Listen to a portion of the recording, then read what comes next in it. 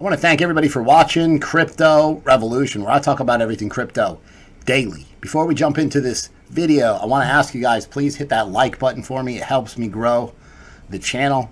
If you haven't subscribed already, just remember I make these daily crypto updates every single day, and I keep you guys up to date on everything crypto. Definitely please like and subscribe to the video. Always leave a comment in the comment box. I like to get your feedback on what you think about the topics that I've covered in the channel today. Jumping right into the market. Today in crypto, green day. Overall market cap is at $190 billion. Bitcoin at $71.89. So there's a lot of green in the market.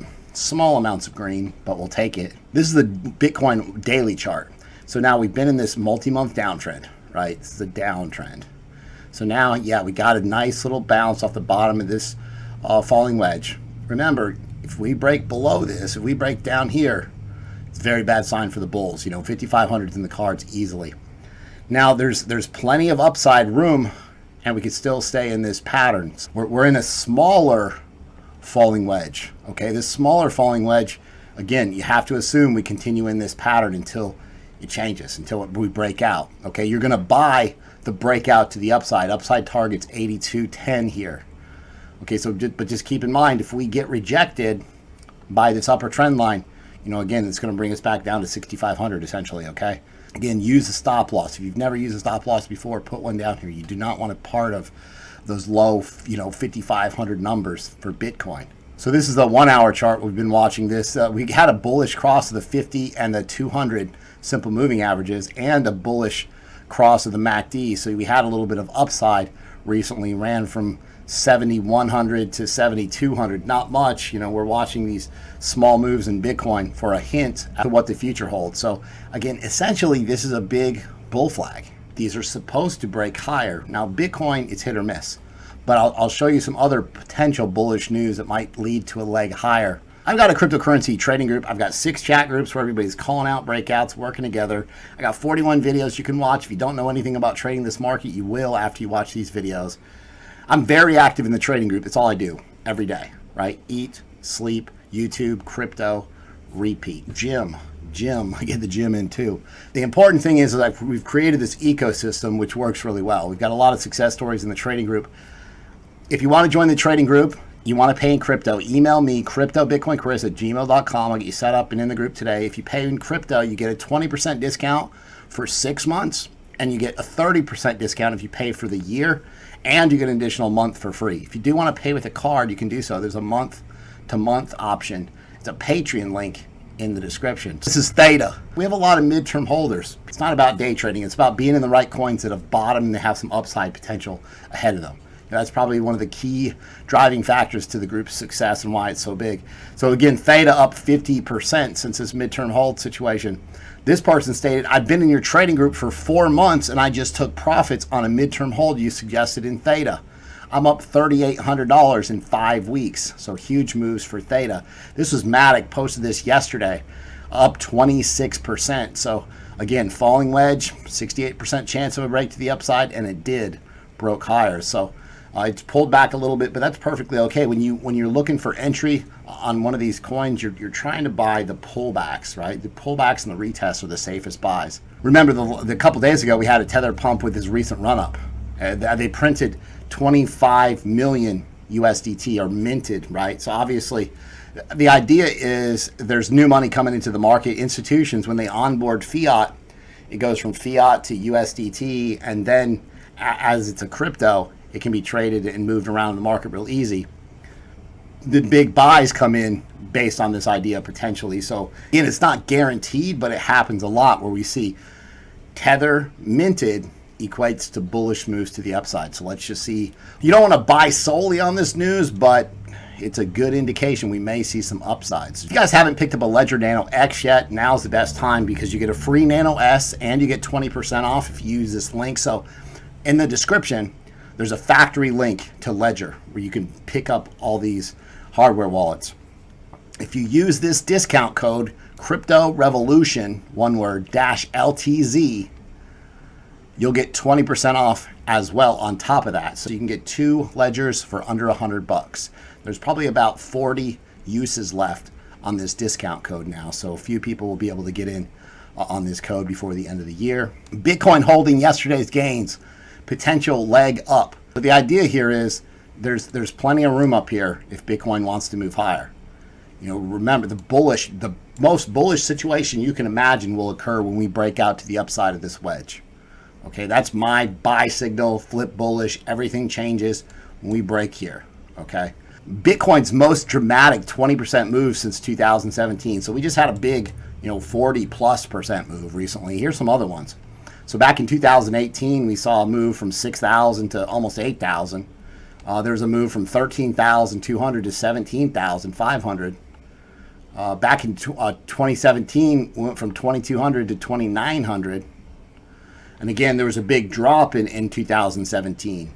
Right before 2018, Bitcoin went from 15,800 down to 10,700. So, it goes both ways. Some people would say, well, I want to be in Bitcoin. I don't want to sell it because I don't want to miss a big move. But you don't necessarily know the big moves is to the upside, right? At the end of the day, no matter how you trade this market, whatever your philosophy is, if you're a holder, Bitcoin's 8,990,000% gains dwarfs other investments, everything else in this decade.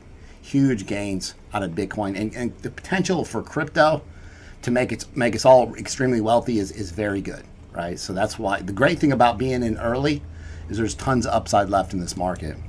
Disney halts Justin Sun's attempt to trademark Tron. But Disney swiftly gets 3 trademark applications rejected, landing a damaging blow to Justin Sun's blockchain platform, Tron. So they prevented Tron from these 3 trademarks.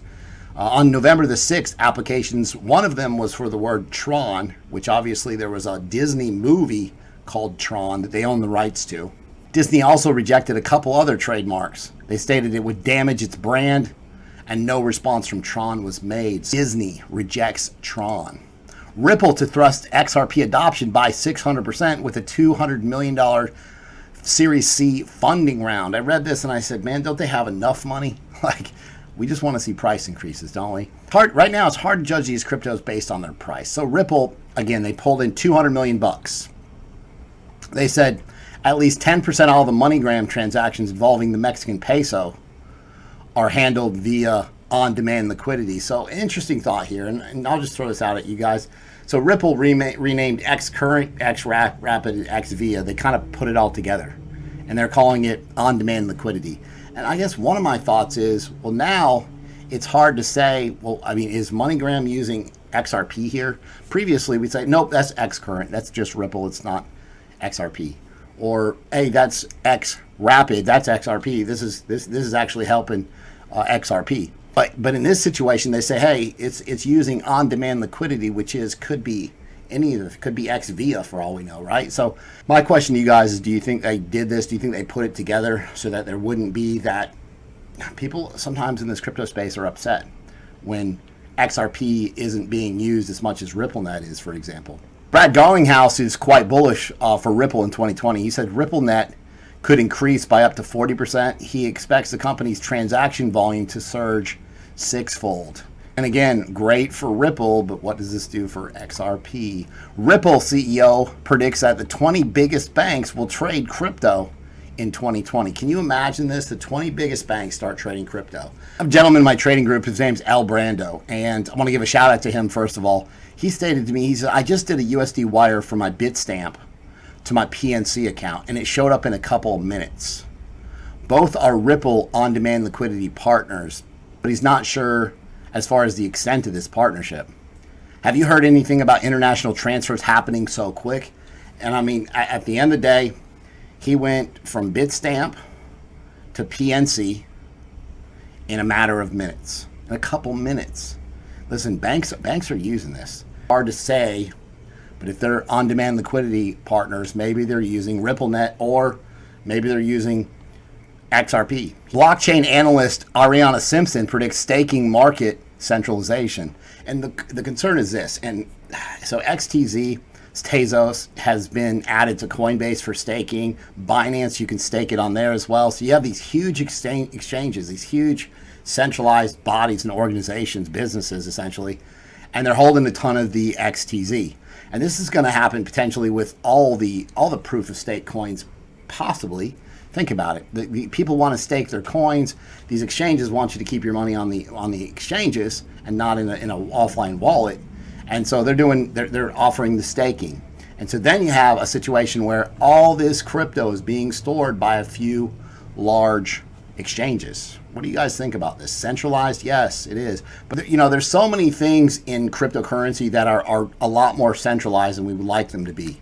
Is this something you think over time will work itself out? You guys can leave a comment in the comment box. I'd like to get your feedback on that one. So the big news is Congress eyes regulatory framework in 2020 Cryptocurrency Act.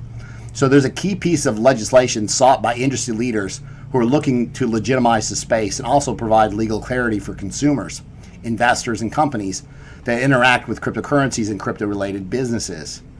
So this bill is going to clarify which federal agencies regulate digital assets to require those agencies to notify the public of any federal licenses, certifications, or registrations required to create or trade in such assets or for other purposes. So this is going to give a lot of clarity to this market. And that's what we need. In the US, there's so much just gray area. Nobody knows how to deal with it. The IRS is kind of like, hey, we're going to take this stance on it, and their CPAs don't know how to deal with it. We need a lot of things worked out in this market. So a list of the items covered in this bill: crypto commodities, cryptocurrencies, crypto securities, decentralized oracles, digital assets, federal digital asset regulator, reserve-backed stablecoin, a synthetic stablecoin. So they're going to basically figure out who's in charge of oversights as far as all of these terms and ideas, which is going to be huge. I saw this and I was so excited. So the SEC is going to boost access to crypto investments with proposed new accredited investor definitions. The whole big securities thing, it's not really a big deal. You just have to be a accredited investor, and they have to be licensed as securities to the SEC. So the important idea here is they're going to make a lot of changes in the coming future. So the SEC, they're proposed amending the definition of accredited investor. Right now, an accredited investor has to meet these criteria. Anyone that earned income exceeding $200,000 or $300,000 together with a spouse in each of the 2 prior years and reasonably expects the same for the current year, or has a net worth over $1 million, either alone or together with a spouse, but you can't include the value of your primary residence. A lot of people don't fit into this mold or this criteria. So again, they want to change the definition of accredited investor, and they want to make a move essentially that's going to increase access to regulated cryptocurrency investments. A number of them are currently only available to accredited investors. So a lot of cryptos, they're securities, you have to be able to be an accredited investor to purchase them. So they're going to make changes so a person can qualify based on professional knowledge, experience, or certifications, which they might have potentially some type of testing where you have to pass in order to buy and sell and trade securities if you don't have the minimum net worth requirements. This proposal seeks to update and improve the definition to more effectively identify institutional and individual investors that have knowledge and expertise to participate in our private capital market. So the amazing thing here, this is coming from the chairman, Jay Clayton. When he elaborated, he said the current test for individual accredited investor status takes a binary approach to who does and does not qualify, only based on your income or net worth. So modernization of this approach is long overdue. Now remember, this is the SEC that uses the Howey test from the 1940s to figure out what's a security and not. Well, Jay Clayton came out and he said he wants to modernize the approach, and this is long overdue, verbatim, quote unquote. That's what he said. Huge. Like you can see all of a sudden, just in one article, in 1 second, this huge paradigm shift is about to happen. This is going to be huge in the United States. It's basically, let's clear up that gray cloud. You put these 2 articles together and everything changes. New regulatory framework for cryptocurrency in 2020, Moon Mission. You take accredited investors, securities, and the ability for more of us to have access to securities. The rise of STOs is coming. I think this is going to be a huge boost for the cryptocurrency market. I'm so excited for 2020 with you guys. Like, I love making these videos for you guys every day. So excited for in this so early. Let's say some of us have taken losses over the past year or two. It doesn't matter. We're in this so early that we can make those gains back. So definitely, if you guys like the content that I provide on a daily basis, be sure and subscribe to the channel, like the video, comment below, hit the bell for notifications. Thanks so much. I'll see you guys tomorrow.